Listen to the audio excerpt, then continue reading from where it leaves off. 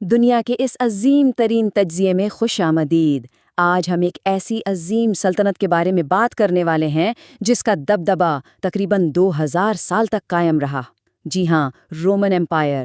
یہ صرف ایک تاریخ نہیں ہے بلکہ ایک ایسی حیرت انگیز داستان ہے جہاں ایک بہت ہی چھوٹا سا گاؤں آگے چل کر پوری دنیا کی سپر پاور بن گیا۔ تو چلیے اس دلچسپ سفر کا آغاز کرتے ہیں۔ ہم سب نے بچپن سے ایک کہاوت ضرور سنی ہے، روم ایک دن میں نہیں بنا تھا، اور واقعی یہ کوئی ہوا میں تیر نہیں ہے۔ اس عظیم ایمپائر کو آباد ہونے میں اور اپنی طاقت کا لوہا منوانے میں صدیاں لگیں۔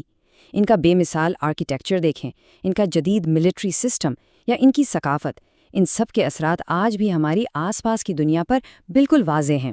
اس 1000 سال سے بھی لمبے سفر کو بآسانی سمجھنے کے لیے ہم اس پورے دور کو 6 اہم حصوں میں بانٹیں گے۔ پہلے دیکھیں گے روم کا آغاز، پھر ریپبلک کا عروج، سیزر کا آنا، ایمپائر میں امن کا دور، اس کے بعد ظالم حکمران اور سنہرا دور، اور آخر میں اس عظیم سلطنت کی تقسیم اور زوال۔ تو بات شروع کرتے ہیں پہلے حصے سے، اوریجنز آف روم۔ چلیے سیدھا اس میں چلتے ہیں اور سمجھتے ہیں کہ آخر اس پیچیدہ شہر کی بنیاد کہاں سے پڑی تھی۔ اس میں ایک بڑی زبردست کہانی ہے۔ ایک طرف تو وہ لیجنڈری اور تھوڑی فلمی داستان ہے کہ گاڈ آف وار کے 2 بیٹوں رومیولس اور ریمس کو ایک بھیڑیے نے پالا اور انہوں نے مل کر روم بسا دیا۔ سننے میں بڑا دلچسپ لگتا ہے نا؟ لیکن دوسری طرف حقیقت اور جدید تحقیق ہمیں بتاتی ہے کہ اصل میں 625 BC کے آس پاس ٹائبر ندی کے کنارے ایک چھوٹا سا تجارتی مرکز آباد ہوا تھا، جو آگے چل کر یہ عظیم شہر بنا۔ یہاں سب سے اہم نکتہ یہ ہے کہ 509 BC میں جب روم کے لوگوں نے اپنے آخری ظالم بادشاہ ٹارکن دی پراؤڈ کو تخت سے اٹھا پھینکا تو انہوں نے کچھ ایسا ایجاد کیا جو آج بھی ہماری دنیا کا نظام چلا رہا ہے۔ ریپبلک، سینٹ، ڈکٹیٹر اور ویٹو، یہ سب جدید سیاسی الفاظ دراصل اسی دور کی ہی ایجاد ہیں۔ اب آتے ہیں اپنے دوسرے حصے پر، رائز آف رومن ریپبلک۔ نیا ریپبلک تو بن گیا، اب وقت تھا اس کی طاقت بڑھانے اور تیزی سے اپنی سرحدیں پھیلانے کا۔ اندر کا ماحول بڑا گرما گرم تھا۔ ارلی سینٹ میں ایک شدید پاور کی کشمکش چل رہی تھی۔ ایک طرف تھے پیٹریشنز، وہ امیر طاقتور خاندان جن کے پاس ساری اہم طاقت تھی۔ دوسری طرف تھی پلیبینز، جو عام عوام کی نمائندگی کرتے تھے اور اپنے حقوق کے لیے لڑ رہے تھے۔ ان دونوں کلاسز کے کانفلکٹس نے اس نئے ریپبلک کو لگاتار آزمائش میں ڈالا۔ لیکن اگر باہری پھیلاؤ کی بات کریں تو وہ واقعی ناقابل یقین تھا۔ پیونک وارز کے دوران روم نے کارتھج جیسی طاقتور اسٹیٹ کے خلاف 3 عظیم جنگیں لڑیں۔ انہوں نے مشہور جنرل ہینیبل کو شکست دی اور آخر میں کارتھج کو تو بالکل جلا کر ہی رکھ دیا۔ اس تباہی میں 2 لاکھ کے قریب جانیں گئیں، لیکن اس کے نتیجے میں پورے میڈیٹرینین پر صرف روم کا مکمل قبضہ ہو گیا۔ تیسرا حصہ، سیزر اور جمہوریہ کا زوال۔ بے پناہ دولت، لگاتار فتح اور معاشی نابرابری بڑھنے کا سب سے بڑا نقصان یہ ہوا کہ اس طاقتور ریپبلک میں ایسی خانہ جنگی یعنی سول وارز شروع ہو گئیں جہاں سے واپسی ناممکن تھی۔ ذرا اس عدد پر غور کریں، 30 لاکھ! جولیس سیزر کی گیلک وارز کا پیمانہ اس قدر خوفناک تھا کہ 30 لاکھ گالز اس جنگ کا حصہ بنے۔ اس کا نتیجہ کیا نکلا؟ 10 لاکھ لوگ مارے گئے اور مزید 10 لاکھ لوگوں کو غلام بنا لیا گیا۔ یہ سیزر کی ہلا دینے والی فوجی طاقت کی انتہا تھی۔ پھر طاقت کا نشہ سر چڑھ کر بولنے لگا۔ جب سینٹ نے سیزر کی طاقت کو روکنا چاہا تو اس نے بالکل پرواہ نہیں کی اور روبیکون ندی پار کر لی۔ پومپے کو شکست دینے کے بعد سیزر نے پورا کنٹرول حاصل کر لیا اور خود کو زندگی بھر کے لیے ڈکٹیٹر اعلان کر دیا۔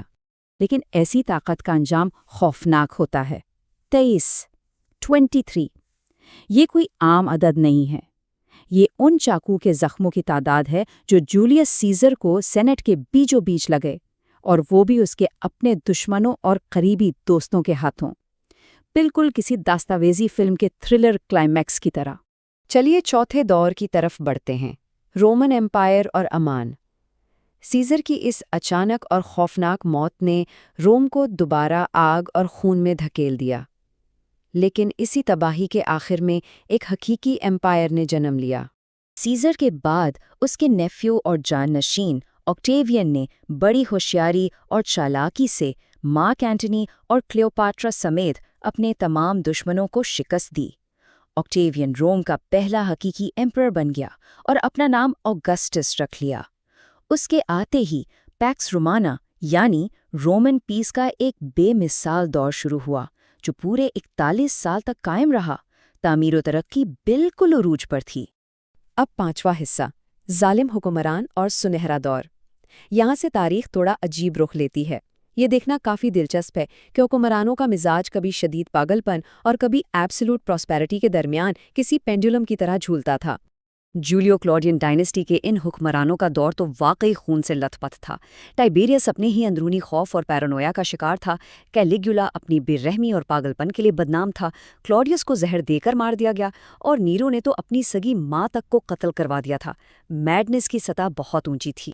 ہم سب نے وہ مثال سنی ہے نا کہ جب روم جل رہا تھا تو نیرو بانسری بجا رہا تھا۔ یہاں ایک اہم حقیقت یہ ہے کہ اس بات کا کوئی ٹھوس ثبوت نہیں ملتا۔ بہت ممکن ہے کہ یہ صرف اس کے دشمنوں کا پھیلایا ہوا پروپیگنڈا ہو تاکہ اسے بدنام کیا جا سکے، لیکن اس سے یہ ضرور ثابت ہوتا ہے کہ عوام اپنے ان حکمرانوں سے کس حد تک تنگ تھی۔ لیکن خیر، اندھیرے کے بعد روشنی بھی آئی۔ اب تھوڑی رفتار دھیمی کرتے ہیں اور دی گڈ ایمپررز کے اس سنہری دور کو دیکھتے ہیں۔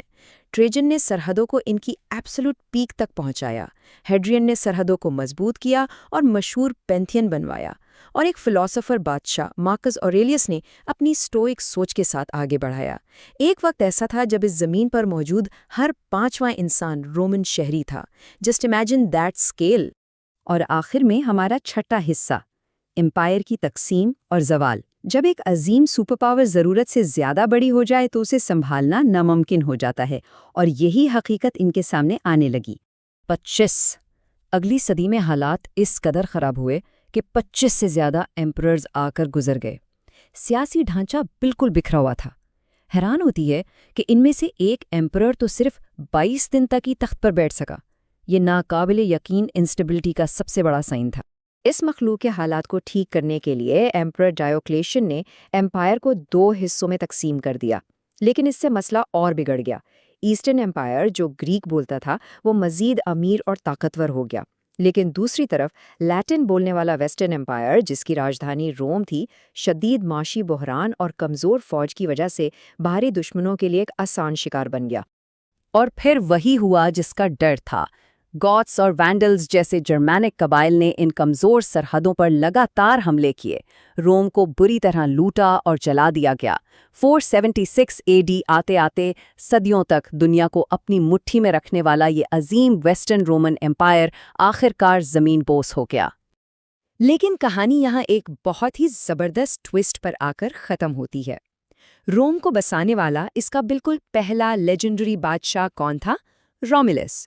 اور جب 476 AD میں یہ ایمپائر گرا تو اس کا آخری اور شکست خوردہ ایمپرر کون تھا؟ وہ بھی رومولس ہی تھا۔ تو سوچئے ذرا، کیا تاریخ واقعی ایک بڑا شاعرانہ چکر ہے جو گھوم کر بالکل واپس وہیں آ جاتا ہے؟ یہی حیران انگیز سوال آج کی اس گفتگو کا نچوڑ ہے۔ امید ہے اس سفر میں مزہ آیا ہوگا۔ جلد ایک نئے تجزیے کے ساتھ حاضر ہوں گے۔